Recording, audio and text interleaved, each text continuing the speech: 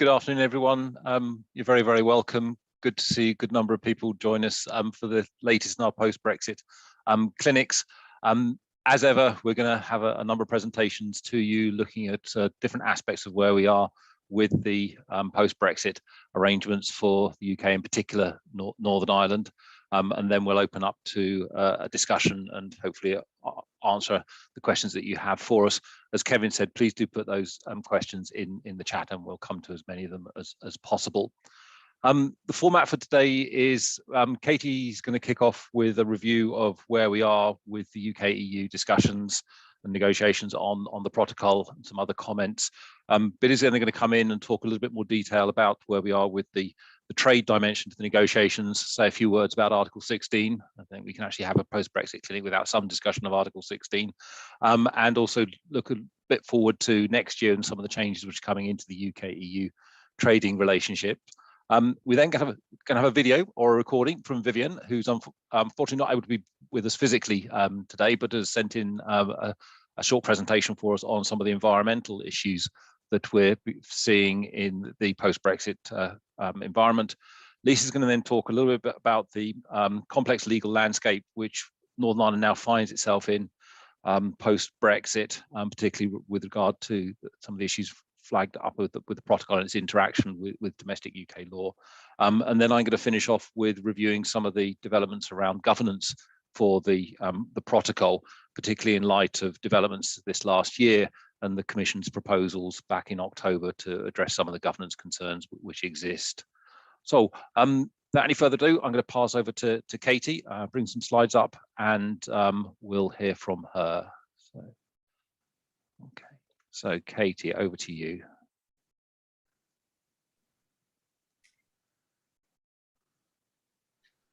Thank you very much, David. Good afternoon, everybody. So yes, as David says, I'm going to try and attempt in 5 or 6 minutes to say where we are and what's to come, focusing in particular on the protocol. Next slide, please, David. So this is just an overview of what's happened since our last Brexit clinic. And it's a good chance for me to give a plug to the Post-Brexit Governance website, which includes a timeline of events, amongst many other resources, which I just really encourage you to use. This overview just brings out a few of the main events. Obviously, at the beginning of November, we had the hijacking of a bus, which got a lot of attention because of the purported reference to the protocol as justification or explanation of that. So emphasizing concerns that exist in some communities around the issue of the protocol. We also had a survey conducted by the University of Liverpool with Cooperation Ireland, essentially finding that there is consent around the pragmatic resolution of issues. So essentially, the protocol isn't a priority for everybody, but they would like to see pragmatism around addressing the issues that are being raised. A couple of other things to note: there was the first joint board meeting of the various human rights commissions charged with overseeing Article 2 of the protocol. Really important work that they are doing in monitoring that. And also we had the Court of Appeal around that case led by Jim Allister around the argument that the protocol breaches the Act of Union. So that had been they were found against them, but anyway, the appeal was being heard end November, early December. And also the British-Irish Intergovernmental Conference met. I'm just noting that because it's actually really important that we have those regular formalized meetings still between, of course, East, West and North, South. Although the communique made no mention of the protocol, it was quite clear in the coverage around it, and comments had been made by the ministers concerned. We knew, of course, the protocol was very much in the background there, if not to the foreground of the considerations as they sat around that table. All the rest of this timetable is around Maro Šefčovič, Vice President of the Commission, and Lord David Frost, co-chairs of the Joint Committee overseeing the protocol. And they have been meeting weekly, noting progress being made by their officials in the main areas of talks.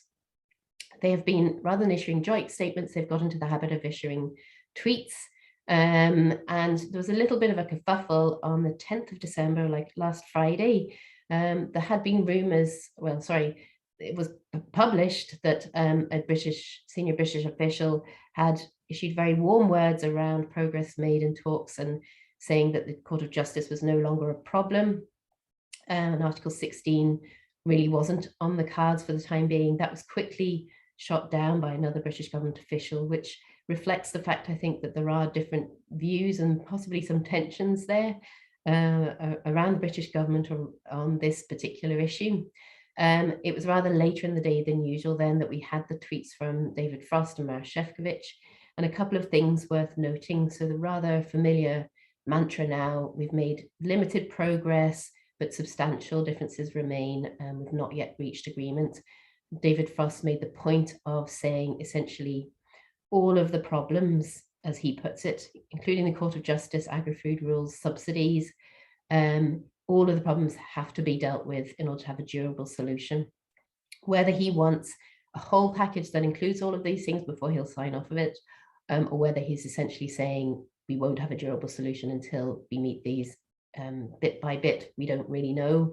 But he took the opportunity there to mention that point, although he didn't mention Article 16, which I think is the first time in a long time he hasn't done that. So they're meeting tomorrow and they're meeting on Friday because they won't be meeting next week due to the Christmas break. Next slide, please, David. So just in terms of what might happen. So the talks are ongoing. They could work. Now, we don't really know necessarily, as I say, what that successful outcome would be. Will it be bit by bit? Will we get an agreement on medicines first and then maybe one on customs next?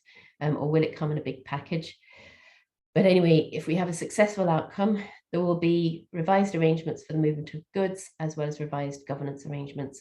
Hopefully, everybody hopes on both sides that this would mean the implementation of the protocol, and they both agree there has to be a protocol, will be less contested than it is at the moment. An alternative prospect is that those talks fail. The UK government either triggers Article 16 before that or after that. It might provoke the failure of those talks. The EU has currently suspended its legal proceedings against the UK. It would revive those, we know, and possibly take new legal proceedings. It may also take significant rebalancing measures in response to that, and I'll leave Billy to cover those. What that fundamentally means is uncertainty and instability in that relationship between the two of them. This is in the context of an ongoing situation of increasing divergence between the two. We know that the UK is progressing on divergence from EU law, and this, of course, makes the environment for Northern Ireland operating the protocol more tricky. And then the other issue, which we're all very much aware of, is the Assembly elections. And we know from our polling on the Post-Brexit Governance Project that 80% of our respondents on that are saying that it will be, the question of the protocol will be a factor in when they come to casting their vote. Just one other thing, in case you missed it, actually 3 other things, but just in case you missed it, Šefčovič appeared before the Committee for the Executive Office in the Assembly. This is the second time he'd done so. Can you click, please, David? Just the next bit. So amongst other things, and it was a good opportunity for him to engage with MLAs, he does note he's suggesting a special consultative process for Northern Ireland on future legislative proposals. This would be really extraordinary given Northern Ireland is outside of the EU, but it's something, it's a nod towards building on what they had put in their non-paper on civic engagement structured dialogue. Also, notably, Lord Frost is due to appear before the committee in January. 2 other things to note. Published today are the findings of the Independent Human Rights Act review. Now the government is going to go out for consultation, and this is of note because, of course, one thing that they are hoping to do or wanting to do is not have to refer to the European Court of Human Rights and decisions there when it comes to such cases in domestic courts in the UK. This is different, of course, to the situation in Northern Ireland. So the more the Human Rights Act is amended, revised, watered down, the more concern there is from here, despite Article 2. Obviously, that would be a significant change for the environment of post-Brexit UK. And just one other thing, thanks, David, is the review of retained EU law in the UK. So Lord Frost announced this in September. He confirmed more details of it last week. And essentially, they're looking at the substance of it and the detail of it and how they can manage it in the UK. Essentially, he's saying they want to amend it or repeal it by an accelerated process. And the big question is how that happens and how much parliamentary scrutiny will be involved. And the bigger question would be if they do it in a big bang primary legislative act, how the EU would respond to that. It would be maybe in UK Internal Market Bill Mark 2. So anyway, that's just one to keep an eye on that will be coming live into the new year. Thank you. Okay, thanks very much, Katie. Billy, over to you on trade. Hi, everyone. So I'm just going to apologize in advance. There's next to no chance I'll make it within the 6 to 8 minute mark. So I'm sorry.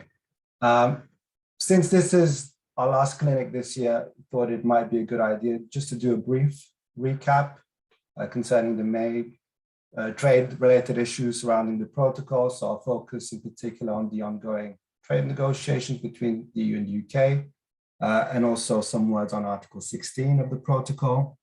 And then I'll look a bit, I'll look forward in terms of a potential development which may affect the operation of the protocol, which is the decision of the UK government to start fully applying custom checks on EU imports. So in terms of the ongoing negotiations, in the last clinic, I explained the main features of these proposed negotiating proposals. So I explained that there were 3 proposals, one dealing with customs, which was really about reducing the scope of the concept of what constitutes a good at risk for being moved on to the EU, so as to reduce the amount of imports into Northern Ireland which face EU tariffs. You had the SPS proposals, which were really about not removing, but reducing paperwork, certification requirements on agri-food imports, right? So the example that you had in the proposal was that if you have a consignment of SPS goods coming into Northern Ireland from GB, you would only need 1 certificate for the entire consignment rather than individual certificates for all SPS goods. And then perhaps more importantly, you had the proposal on medicines, which was really about allowing the regulatory compliance checks, for example, batch testing, so quality assurance control, authorizations to be carried out in GB. Where we are, before I get to where we are, all of these proposals were fairly broad in phrase, so the detail was to be negotiated, and they're all conditional in the sense that there is some level of regulatory alignment that's required, certainly in the case of SPS and the medicines proposals. And for all the proposals, there was also a requirement of increased monitoring and oversight from the EU. In terms of where we are in these negotiations, until maybe the early last week, it wasn't sounding so good. Most of the talk was about the possibility of the UK triggering Article 16 of the protocol, and also the UK's ongoing demands to remove any role for the ECJ in the protocol. But as Katy explained, we've seen a shift in terms of the narrative surrounding the protocol over the past week, with some evidence of progress in the negotiations. We had also a report suggesting that the EU was open to ensuring that there would be continued supply of GB medicines into Northern Ireland.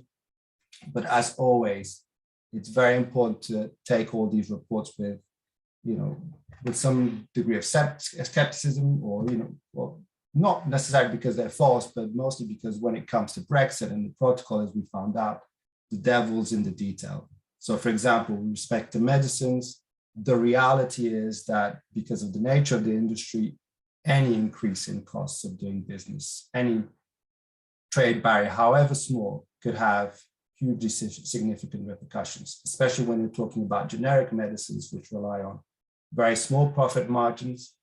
Any increase in barriers to trade between GB and Northern Ireland could make supplying those drugs in Northern Ireland economically unviable. As things stand, we had reports today that the negotiations are very unlikely to be resolved this year, and they will drag on to next year, which is probably good news for those of us who feared spending Christmas, again, looking through very technical negotiating drafts. Next slide, thank you. In terms of Article 16 of the protocol, the last time we met, the main debate was whether the UK was right in terms of whether it could lawfully, or whether it complied, or the conditions for the invocation of Article 16 of the protocol were present.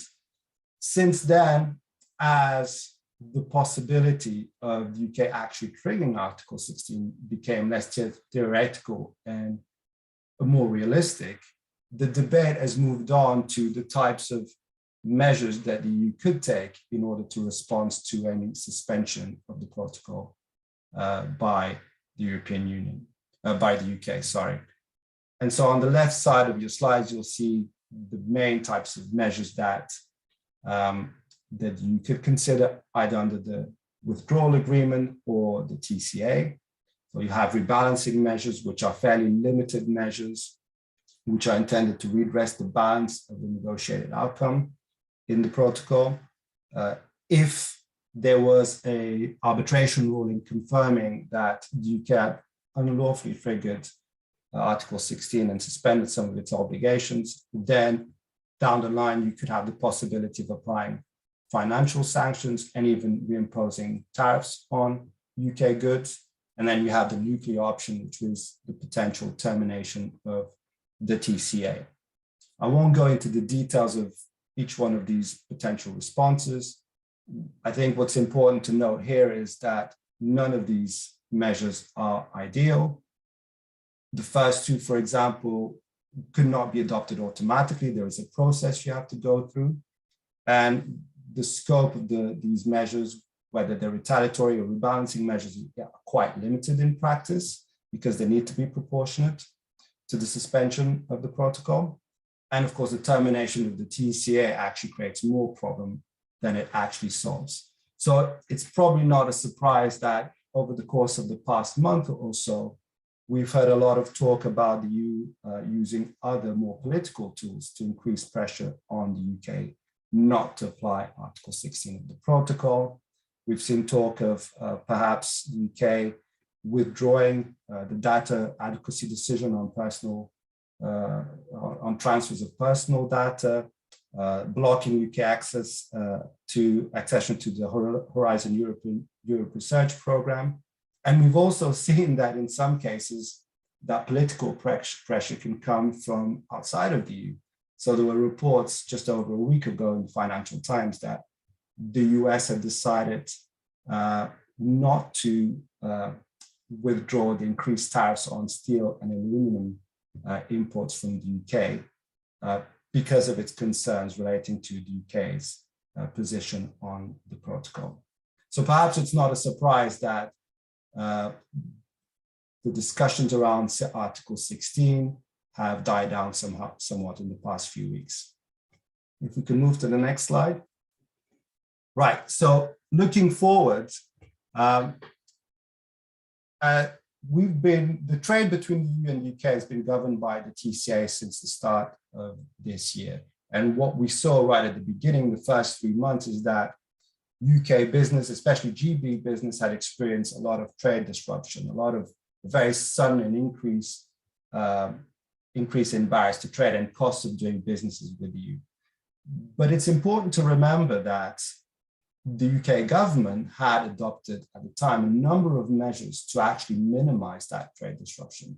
So the UK had unilaterally decided not to apply a lot of customs checks, which would normally be required with respect to EU imports. And the idea there would be to ease GB businesses into the new reality of trading with the EU. We know now that the UK is planning to reintroduce those checks progressively over the course of 2022. So on the left side of your screen, you'll see a non-exhaustive list of these checks that are about to be reintroduced, and you can see they're quite significant.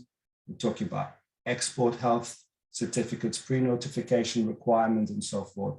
You know, the type of requirements that have been particularly problematic in the context of GB Northern Ireland trade. So if GB firms thought that after Brexit and trading under the TCA was hard, it's about to become a lot harder. Now, what are the implications for Northern Ireland?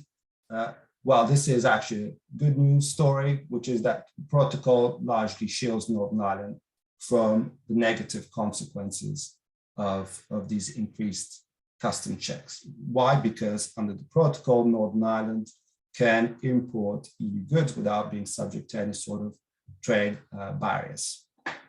And as these barriers to trade that are faced by GB firms increase, there is here a potential competitive advantage for Northern Ireland, which is that Northern Ireland firms can trade freely with the EU, and in addition to that, they can export to GB without facing any sort of trade restrictions under the UK Internal Market Act, right? So as these barriers to trade increase with respect to GB-EU trade, there is potentially an increase in Northern Ireland's competitive advantage relative to GB. And you can see how if you're a UK firm that relies on trade with the EU, both import and export, you might be tempted to relocate to Northern Ireland, where you can pretty much trade with the rest of the EU without being subject to any trade restrictions. And on top of that, you can also export to GB without facing any sort of market access restrictions. It's not quite the best of both worlds, because as we know, the protocol still means that there are barriers to GB Northern Ireland trade, but it's still some way better than the huge increase in trade which GB firms are likely to face in the next year or so. Now, there may be a potential issue around the corner, which is that producers from the Republic of Ireland, as they face these increased barriers to trade in terms of trading with GB, may be tempted to use the protocol to circumvent the trade barriers which result from Brexit and the TCA. And that's largely because under the UK Internal Market Act, Northern Ireland goods or Northern Ireland qualifying goods have unrestricted access to the GB market.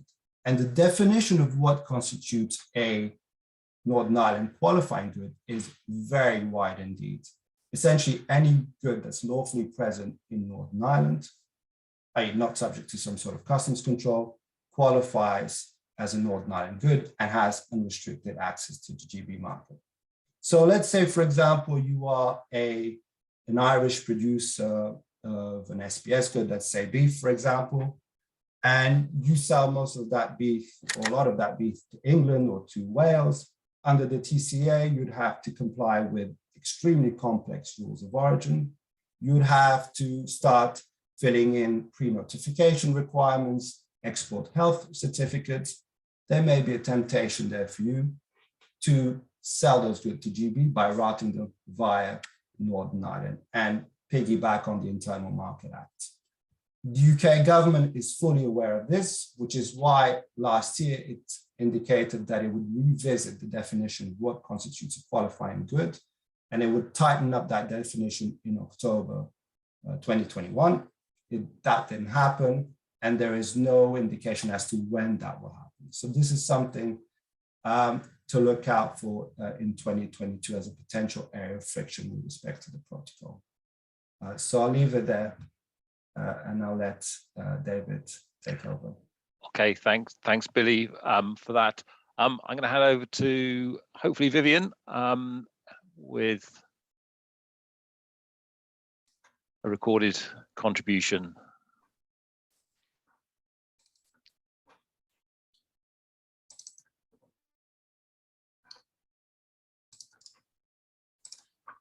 Hello, everyone. For this Brexit clinic, my contribution will take us away from the protocol to look at what's happening both in Stormont and in Westminster, to bring you up to date on some of the big changes when it comes to the environment.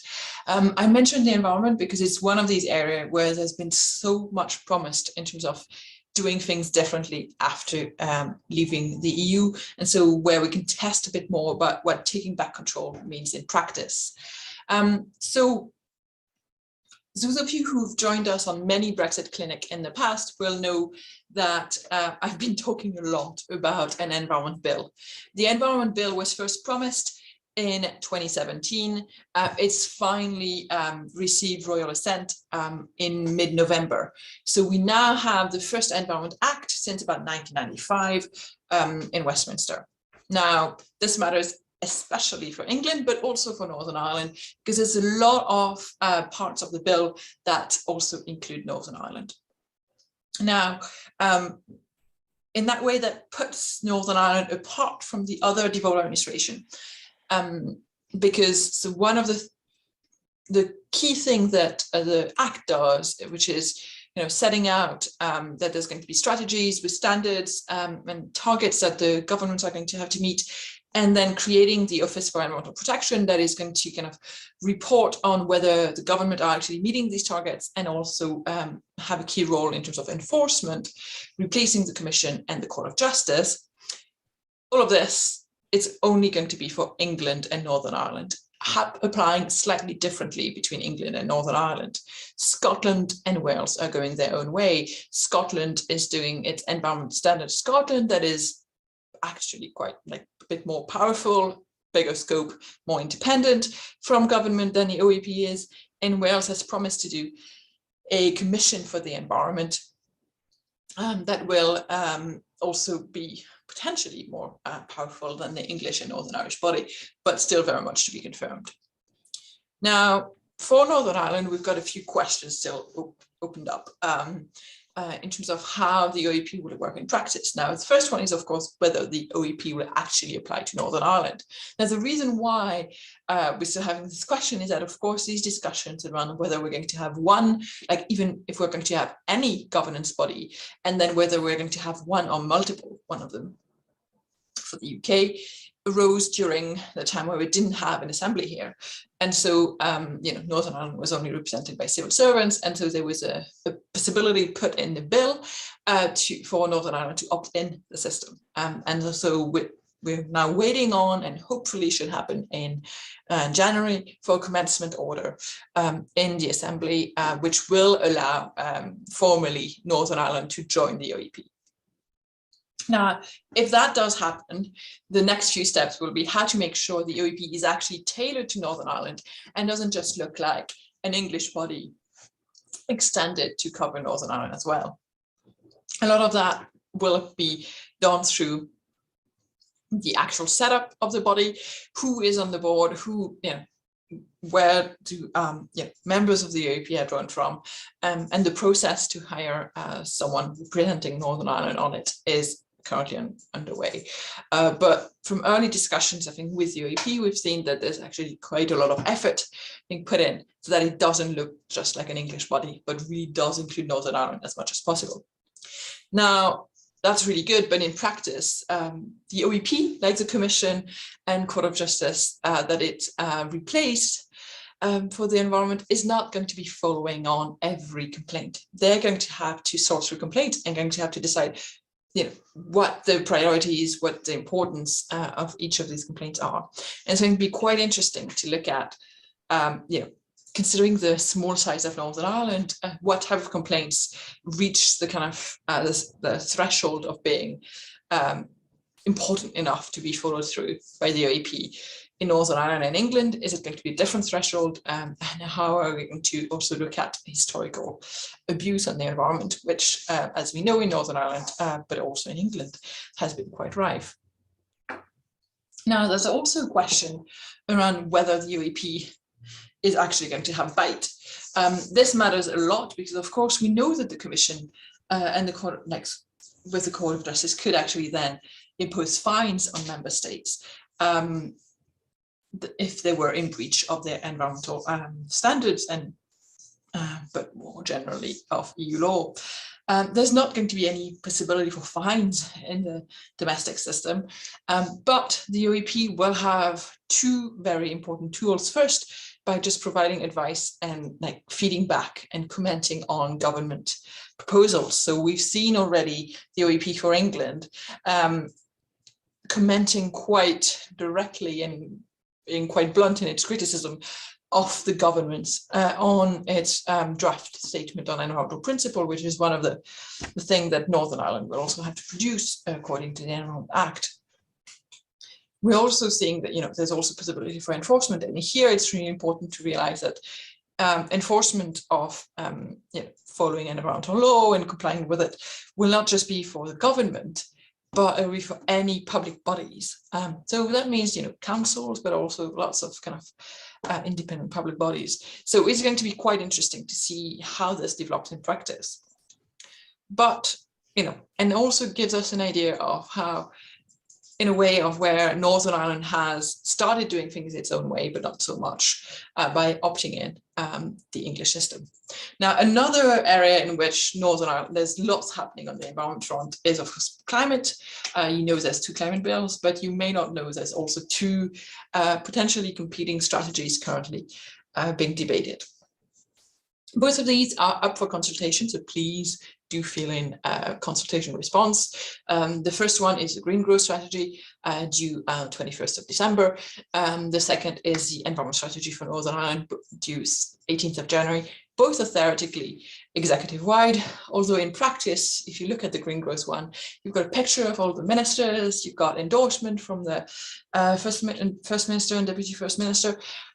The environment strategy, even though it's the one that is on statutory footing, that's the one that we have to produce in Northern Ireland in order to meet the Environment Act. That's the one where you only have a picture of it in puts, and you have, well, it does look a bit like a DERA strategy, kind of pushed up at the executive level. Now there's questions about both of them. In terms of ambition, a lot of the targets are written in a way that it's going to be difficult to actually measure progress against them. And now that's critical because that's going to be one of the ways in which we can kind of keep track of what's happening. And of course, how they're actually fitting together as well, because the Green Growth one is mostly about the economy, but does include a lot of climate change. The environment strategy one is much broader. So making sure that they both work together, even though, you know, they are produced, they're theoretically executive-wide and both happening at the same time, yet there's quite a lot of mismatch between these two. But, you know, to finish on a positive note, it's really good to see, you know, some kind of practical examples of how what taking back control looks in practice. We're seeing, you know, opting in on a governance model with England, but then developing our own strategies. You know, so having that mix and match of going it alone and going it together with other administrations in the UK. And of course, you know, I'm sure the other speakers will throw in the protocol, but it's a very exciting time right now for Northern Ireland environmental action. Thank you for this.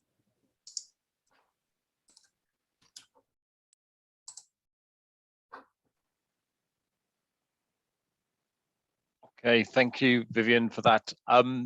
Viviane is obviously not able to be with us today, but she is following things on the chat. So if you have got questions for her in response to what she's just presented, please do put them in the chat.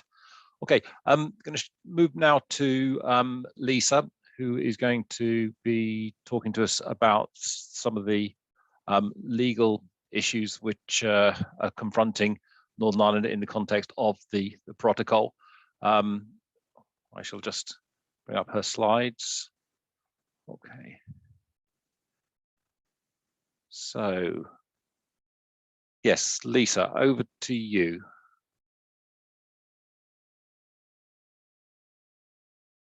David, I think Lisa has just dropped out for some reason. Right. Okay. I know she's having some technical problems. Okay. So what I suggest we do, we'll try and wait for Lisa to come back on. In the meantime, I'll just skip through to the slides I was going to be talking through around governance under the protocol. What I wanted to do here was just give us a review of where we are with the governance arrangements under the protocol and look at some of the developments we've had this year. Reason for doing this is obviously there's a unique set of arrangements that have been put in place to manage the protocol. They've come under a fair amount of criticism from different quarters, mainly because of the fact that Northern Ireland still applies certain aspects of EU law and is committed to continuing to do so. And some of the changes that will come forward will apply automatically in Northern Ireland. This is raising questions as to whether Northern Ireland has a voice in the process of developing those laws. People often talk about a democratic deficit. We've also got the concerns which the UK government has raised about the continued jurisdiction of the Court of Justice, and that has obviously been referenced already in this lunchtime's discussions. But what we've also seen is a number of proposals coming forward to address some of the issues which have been raised around the protocol. And I just want to talk through some of those with you shortly. Okay, so if we just look at what we've got with regard to the governance arrangements for the protocol, you've got a dedicated arrangements provided for a joint committee, a specialised committee, and then various groups, bodies feeding into the work of the specialised committee. The purpose of this is to manage the implementation of the protocol, to adopt through the joint committee decisions adding relevant new EU law to the protocol. So basically, if there are new laws developed by the EU with regard to the free movement of goods, and it's deemed that those should be applying under the protocol, then the joint committee can decide to add those relevant new EU laws to the protocol. What we've also got is through this mechanism, an opportunity for the UK in respect of Northern Ireland to shape the changes and amendments and replacements to applicable EU law under the protocol, so that at least the views of Northern Ireland are fed into that process within the European Union. And you can see down there, reference Article 15 of the protocol, where the Commission receives information and views expressed by the UK regarding the proposed legislation, and that comes through the Joint Consultative Working Group. All that information provided by the UK is to be communicated to the relevant institutions, bodies, offices and agencies of the European Union without undue delay. Okay, so contrary to what some people argue that there is no way for Northern Ireland's voice to be heard in this process, mechanisms do exist. Question is obviously how are they going to be working? How will they work in the future, and whether the Northern Ireland voice or the UK's voice in respect of Northern Ireland can be fed into the process. What we've also got as part of the governance arrangement are the dispute settlement mechanisms, basically around interpretation of EU law, where the EU institutions play their role, notably the Court of Justice, and also then you've got the TCA arrangements, where there are disputes about how the withdrawal agreement and the protocol in particular are being implemented. Okay. What's important to note, I think, from this year is that a number of developments have occurred. So we've actually had some informal supplementary arrangements being developed. Two in particular. One is that there's been a whole series of ad hoc UK-EU, EU and UK consultation undertaken with business representatives and Northern Ireland stakeholders on the implementation of the protocol. That was not necessarily envisaged a year ago, but it's something which has emerged during the course of this year. What we've also had is both Maroš Šefčovič and David Frost providing evidence to the Northern Ireland Assembly's Committee for the Executive Office. I think Maroš Šefčovič has appeared twice, David Frost once, but is due to appear again fairly soon. So when we think about the arrangements, they've been complemented with these ad hoc arrangements, both in terms of consultation, both in terms of the evidence sessions. So there's a suggestion, at least, that some of the concerns which have been raised are being addressed. It's not gone far enough as far as the UK government is concerned, where in response to this need for the continued application of aspects of EU law in the UK in respect to Northern Ireland, and the automatic application of amendments and replacements, and the continued jurisdiction of the Court of Justice of the EU, the UK government in its command paper flagged the need to address governance issues. It called for the normalisation of the governance basis of the protocol, so that the relationship between the UK and the EU is not ultimately policed by EU institutions, including the Court of Justice. Okay, now a lot of the UK government's arguments about or engagement with the governance issue has been around the Court of Justice issue. I think it's fair to say the EU has pushed back on that, essentially arguing that where issues of interpretation of EU law are concerned, that ultimately has to lie with the Court of Justice. Okay, what the UK government has put less emphasis on, but something to which the EU has responded, has been this the second bullet point there of needing to find ways to ensuring that the institutions representing Northern Ireland can be more deeply involved in shaping and bringing into force legislation which binds Northern Ireland. Okay, so I think what's been interesting over the course of the last couple of months is the way in which this issue has been addressed, at least on paper, in the proposals which have come through from the Commission. Consequence of which means to say we could actually have seeing a number of developments in the course of the next number of months, the next year, which might go some way to providing or redressing addressing that concern that the Northern Ireland voice doesn't necessarily feature as it should do in the governance arrangements under the protocol. A number of things which have been put forward, which add to this diagram I've put forward there. First of all, is the Commission has agreed that there should be a dedicated website on applicable EU law. This goes some way to addressing some of the concerns about the transparency around the protocol. What it's also suggested is that those ad hoc EU-UK consultations with business representatives and with representatives of Northern Ireland civil society should actually be formalised. So you'll move from the informal arrangements to formal arrangements. What they've also suggested is that you have formalised structured dialogue fora involving stakeholders and experts feeding into the work of the Joint Consultative Working Group and of the Specialised Committee, ensuring that stakeholder and expert voices are heard on the implementation of the protocol. And those stakeholders and experts would be coming from Northern Ireland or have the expertise on Northern Ireland. And what has also been suggested or proposed by the Commission is that you'd have stakeholders from Northern Ireland participating in meetings of the Specialised Committee. My experience, looking at other forms of EU external relations, this is a fairly novel arrangement being proposed here. And then in order to make the Joint Consultative Working Group work better, you'd establish structured groups involving technical experts feeding into its work. And then also, as part of the drive for, or the need for greater transparency, but actually publishing summaries of minutes so we can actually see what's going on in these joint consultative working groups. Also, the UK government, or the EU is saying again, the UK needs to engage more with the authorities in Northern Ireland, but that's a matter for how the UK addresses the implementation of the governance arrangements, the protocol.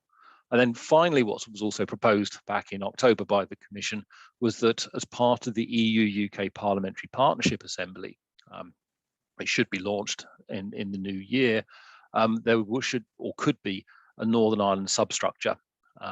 The idea is here to redress or to address the lack of parliamentary input into the governance arrangements for the protocol. Now, it's obviously going to be up to the Parliamentary Partnership Assembly to determine whether it does want to have a substructure dedicated to Northern Ireland. We'll see in due course whether that materialises.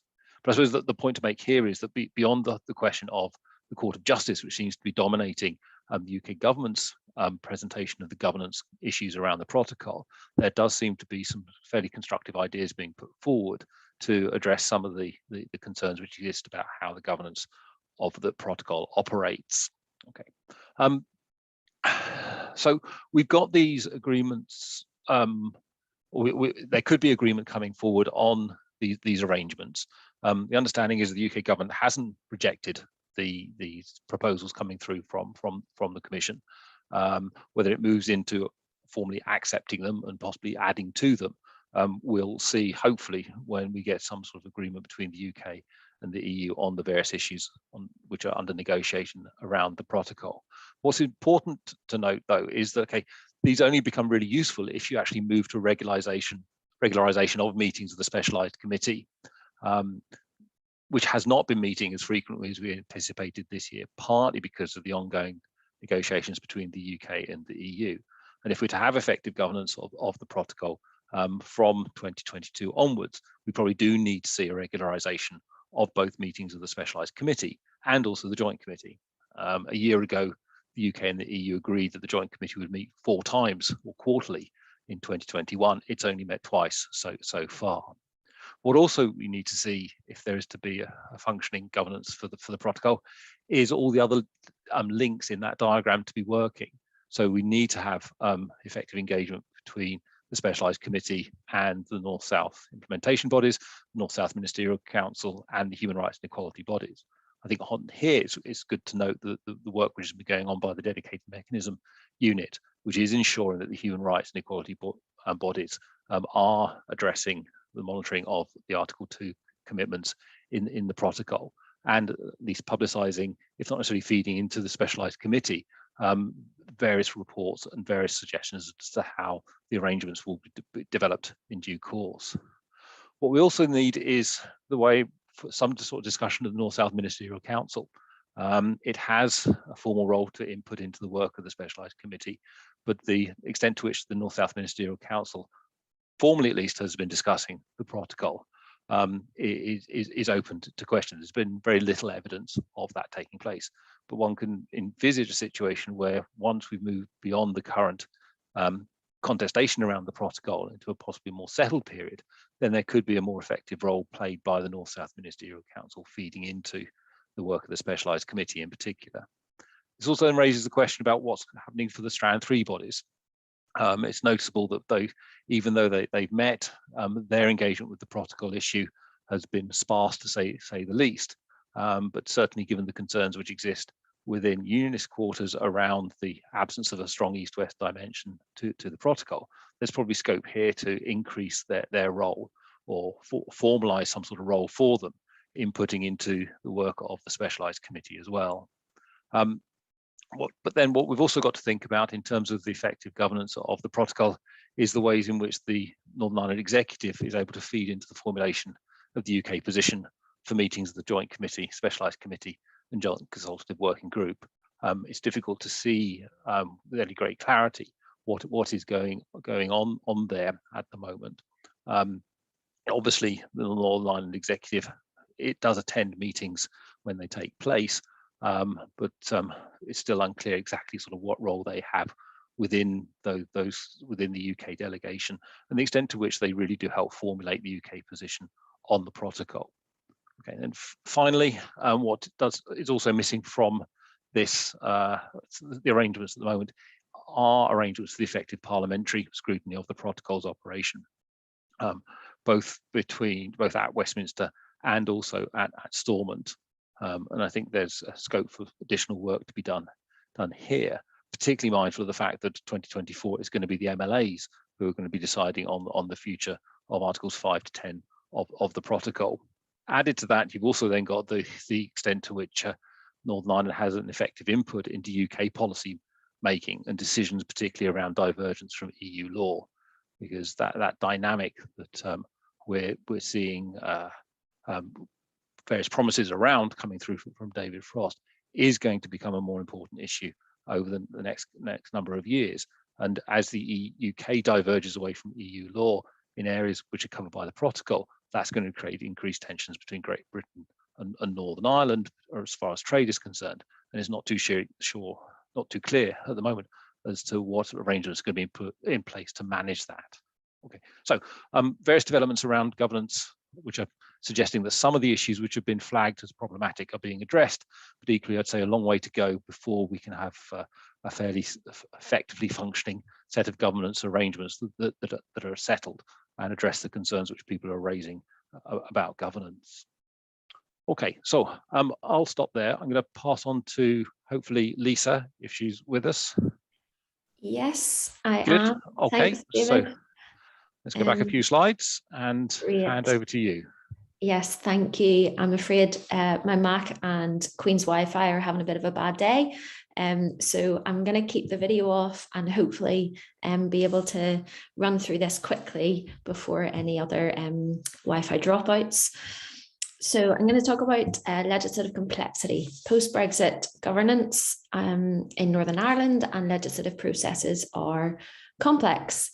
It's maybe one of the least contested things that could be said about the protocol and post-Brexit arrangements, and therefore lesser discussed. But I would suggest that this legislative complexity is one of the most significant kind of outcomes of Brexit for Northern Ireland for the development of effective policy and policy delivery and delivery of good government in the medium and the long term. So on that premise, the diagram on the screen is a non-exhaustive overview of the different legislative spheres that apply in or are relevant to post-Brexit Northern Ireland. So just to run through them quickly, you have protocol applicable EU law, those 300 or so instruments of EU law that are included in the scope of the protocol and have direct effect in Northern Ireland under the terms of the protocol, and that being read alongside the EU Withdrawal Agreement Act of 2018 that gives the protocol domestic legal force.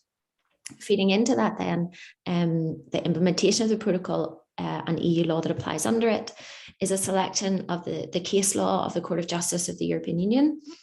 That's relevant to, so the case law that is relevant to the EU instruments that apply under the scope of the protocol.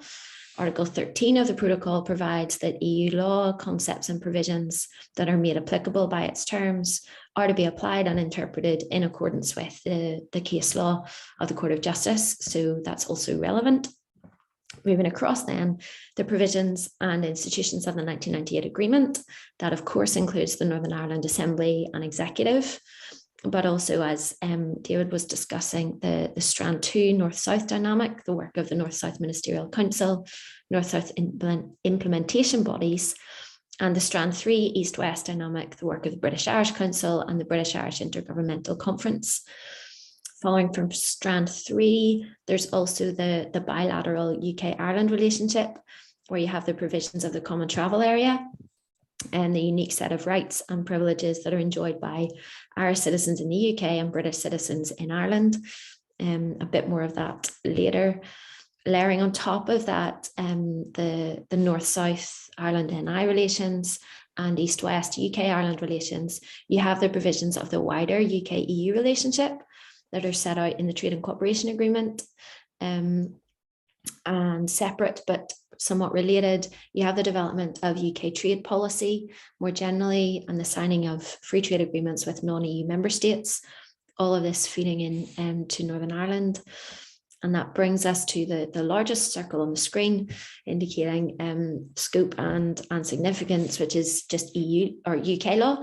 And as the kind of subtitle list suggests, there is an inherent fluidity and kind of flux in post-Brexit environment, as you'll be very familiar with, between the novel development of the UK's internal market under the Internal Market Act provisions, the related common frameworks initiatives, aiming to agree shared frameworks for policy development across the different UK regions and jurisdictions, where previously EU law frameworks ensured coherence.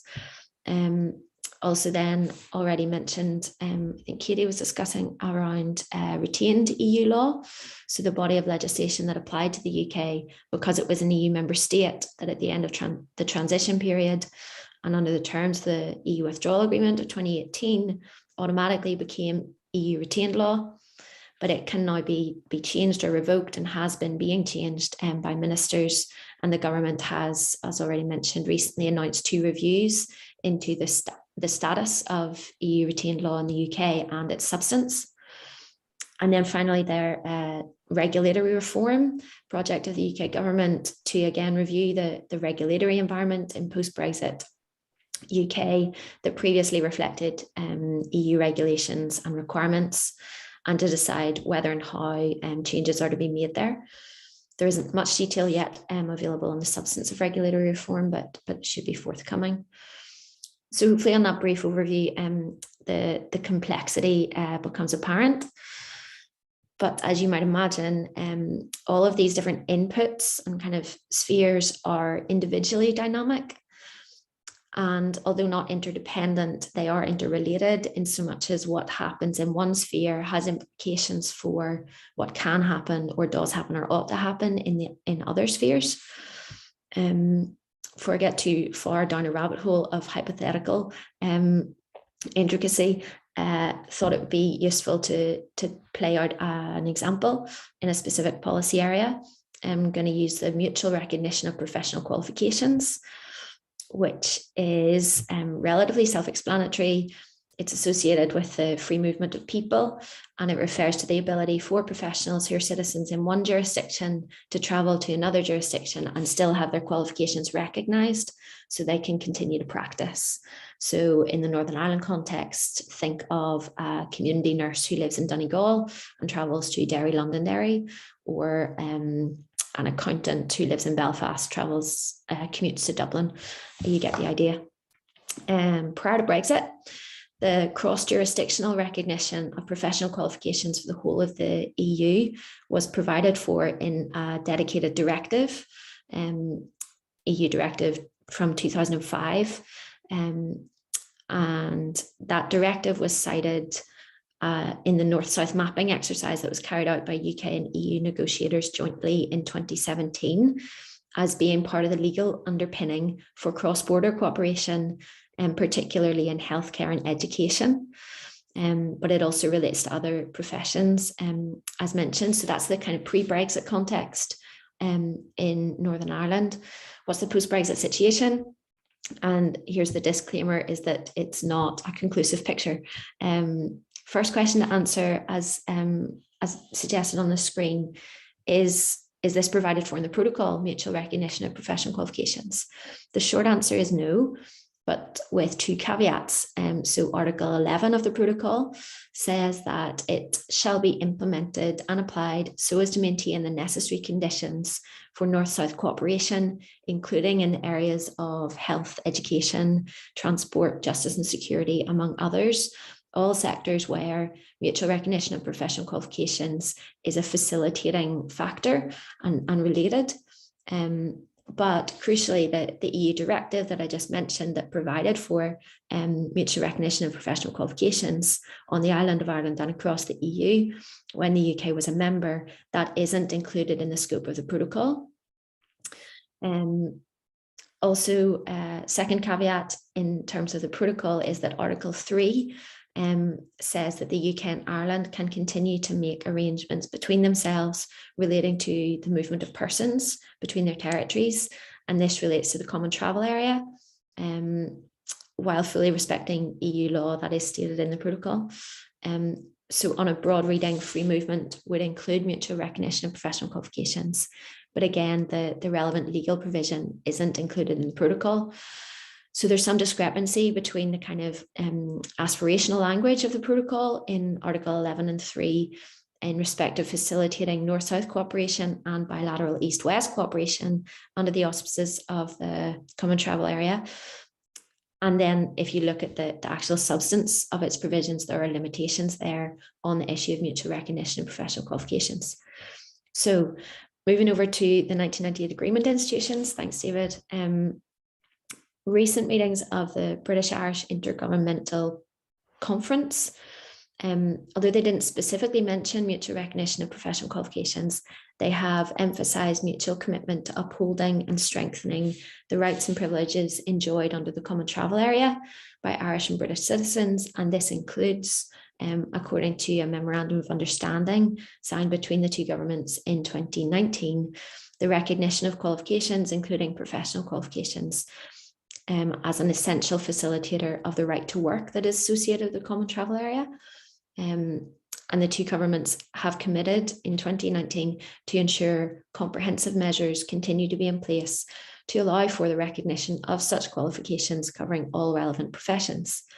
So there is a commitment coming through strand 3 of the 1998 agreement and under the scope of the Common Travel Area for mutual recognition of professional qualifications to be provided in the post-Brexit context, but importantly for British and Irish citizens. So that's not covering non-Irish EU citizens or non-EU citizens. And of course, that the commitment doesn't automatically translate into law or policy. So to get a picture on that, we need to look in a bit more detail. Since the UK left the EU and EU derived automatic recognition, the directive has stopped applying. There has been action taken, still staying with this 1998 agreement institutions, on a north-south basis and at an east-west level on a sector-by-sector basis. So according to some evidence recently given in the Oireachtas, the regulators have taken action to adapt between, so this is talking Ireland and Northern Ireland and Ireland in the UK. So mutual recognition of professional qualifications can now happen if it's agreed regulator to regulator. So this has happened in the construction industry, between medical councils and teaching councils and train and railway operators at an east-west level. According to that evidence, the UK and Irish governments have supported 10 regulator to regulator agreements that allow for mutual recognition of professional qualifications on the island of Ireland. I don't currently have the full list of that. FOIs have been submitted. But this sector by sector approach is also where we can start to move across to look at the UK EU Trade and Cooperation Agreement and UK FTAs. So under Article 158 of the Trade and Cooperation Agreement and Annex 24, the UK and EU have agreed procedures, guidelines to allow for mutual recognition of professional qualifications to be agreed at the Partnership Council, set up to oversee the overall implementation of the Trade and Cooperation Agreement. And this is again to happen on a sector by sector, kind of regulator to regulator basis, via signing mutual recognition agreements. So it is an echo of what has been happening on a bilateral basis through the 1998 agreement and the Common Travel Area through the UK-Irish relationship. But this would be to deal with non-Irish EU citizens and non-EU citizens through FTAs, if you're still with me. So the UK government has issued guidance and is giving advice to regulators, UK regulators, about the processes to establish mutual recognition agreements with EU states, and that can happen under the Trade and Cooperation Agreement via the Partnership Council and one of the specialised committees, or with non-EU states on a bilateral basis, and or through relevant FTAs as they come through. Importantly, the UK government is continuing to recognise in that guidance and advice the unique situation of the Common Travel Area and provisions for mutual recognition of professional qualifications there. Hopefully you're picking up the complexity here. Finally, what is happening in UK law and policy? So there is a bill to make provision for mutual recognition of professional qualifications in the post-Brexit context that's currently going through Westminster. It's called the Professional Qualifications Bill, and it proposes to create a new framework for a more durable framework for the recognition of professional qualifications and experience that's been gained overseas for EU and non-EU citizens. It would revoke and replace what is an interim system for mutual recognition that derived from the UK's EU membership and echoes the directive that I mentioned that was previously the legal basis. And this new bill will introduce a new UK system. For the purposes of time, and you'll perhaps be very happy to know, I'm not going to go through all of the provisions of the draft bill, but I think it's worth noting that it also recognises the relevance of the Common Travel Area and indicates that its provisions will be without prejudice to existing and future arrangements made under the auspices of the Common Travel Area on a bilateral basis, including anything made to provide for Northern Ireland and Ireland and the UK under the Trade and Cooperation Agreement process that is also possible. Lastly, it's worth saying that mutual recognition of professional qualifications has been classified as a Category 2 area under the Common Frameworks Initiative, which means that the UK government don't think that there is a need for a common framework to be developed. their analysis suggesting that there's minimal risk for Great Britain to NI divergence in the area going forward. It's an open-ended question. So to summarize and finish, I return to my disclaimer that this presentation does not have a conclusive end. The key points are the legislative environment of post-Brexit Northern Ireland is inherently complex. As the example hopefully kind of demonstrates, there are established processes to facilitate the unique position of Northern Ireland in respect to its relations with Ireland and its integral position with the UK, so both the north-south and east-west dynamics of the 1998 agreement being recognised. But the level of flux in the system is also a bit eye-watering at times, and progress towards legal certainty and policy rationality is ad hoc. There are still gaps. So although the complexity is perhaps a deterrent, I would suggest there is a real pressing need to engage with some of these issues if we're going to get good governance outcomes in the long term. With that, I will finish. Okay, thanks very much, Lisa. I think, yeah, you've in some respects hit the nail on the head with regard to Brexit. It's complexity. The complexity is not going to go away. It's a challenge for all of us to continue to engage with it. So thanks ever so much for that, and thanks to other colleagues who've presented. We've got about 10 minutes, so I think, but I don't see too many questions coming through on the chat. But there is one there from Greg Harrison. I don't know whether Katy, Billy, you want to take this one to do with the paperwork regarding orders from GB into NI. Yeah, sure. I mean, it's a very festive question, isn't it?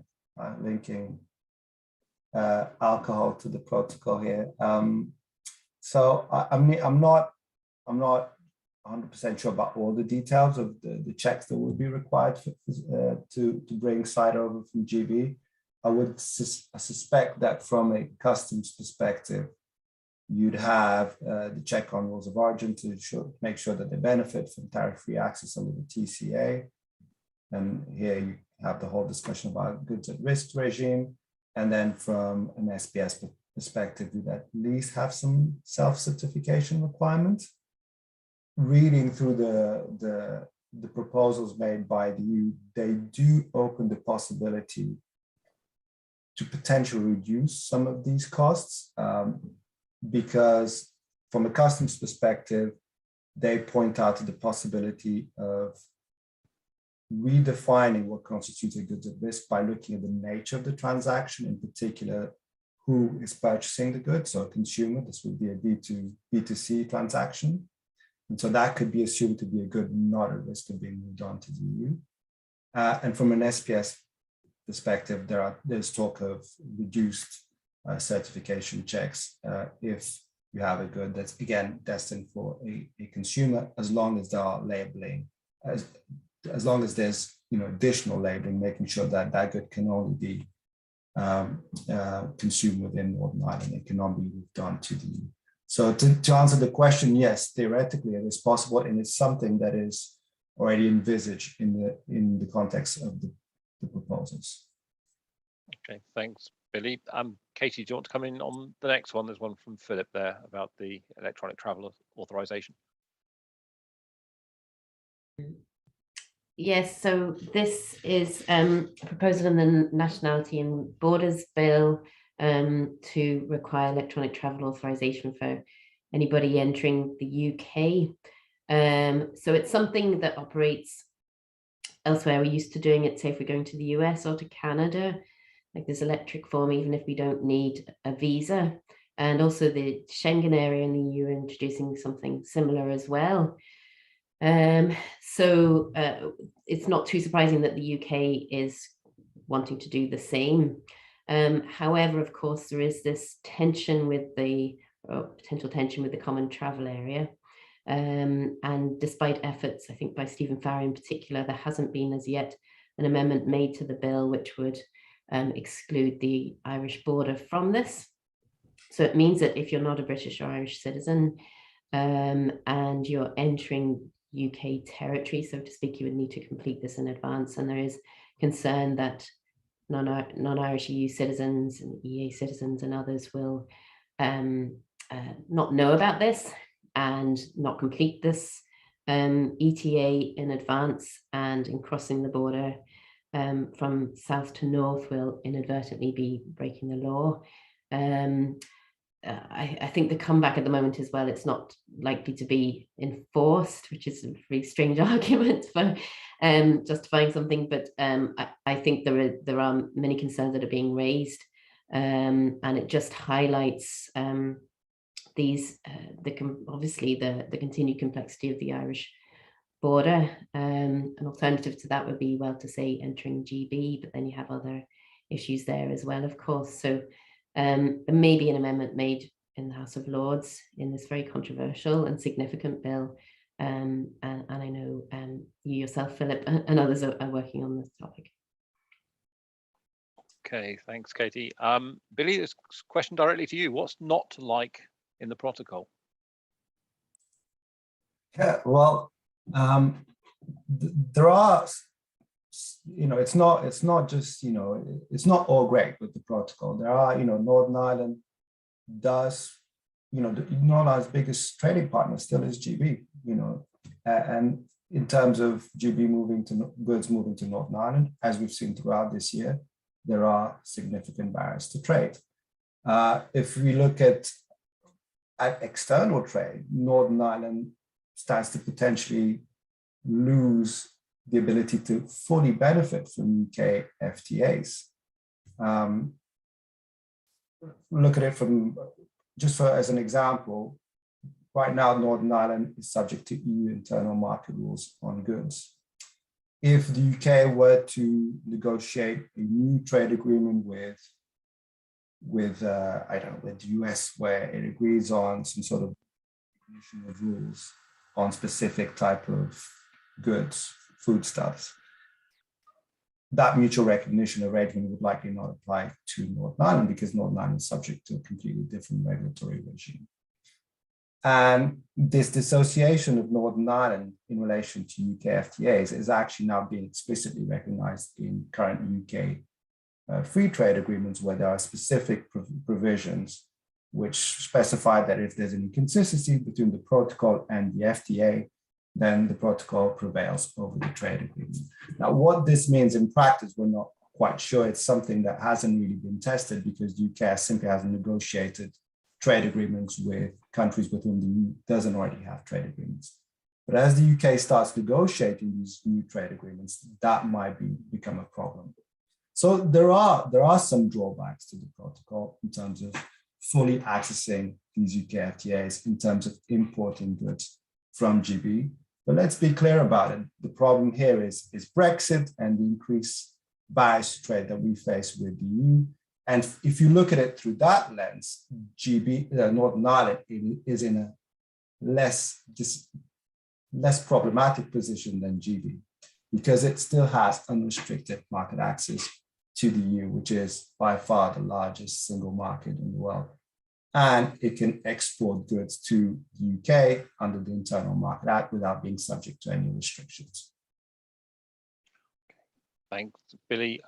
There's a question coming towards the end from Michelle. Lisa, do you want to have a look at that one? Yeah, I'll attempt it. In terms of retained EU law, is there preference for sectors or issues? I don't feel fully qualified to say. The retained EU law is under review. The substance of it is being reviewed at the minute. We don't have any outcomes from that review. I think it's fair to say, in the kind of monitoring of what has been changing so far, there hasn't been that much kind of pared back from the retained EU law. So it's an ongoing project. I don't think Viviane would be the one to ask about the relationship between environmental regulation and the retained EU law.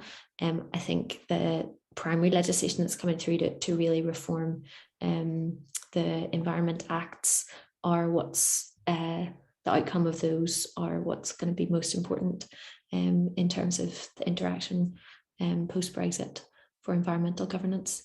It's a bit of a non-answer answer. I apologize. Wait and see.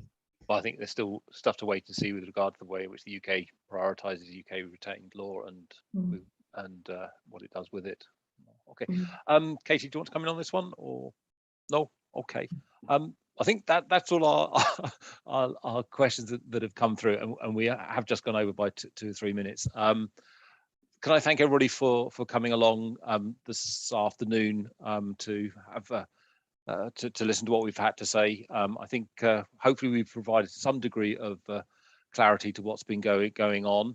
But I think as Lisa highlighted, there's plenty of complexity around, and no doubt there's going to be even more complexity to follow. We're going to be coming back with the next post-Brexit clinic in February, when obviously the plan is that we would look at whatever comes out of the UK-EU discussions, negotiations, whatever. I think the optimists amongst us think that we'll hope there'll be something in the early new year.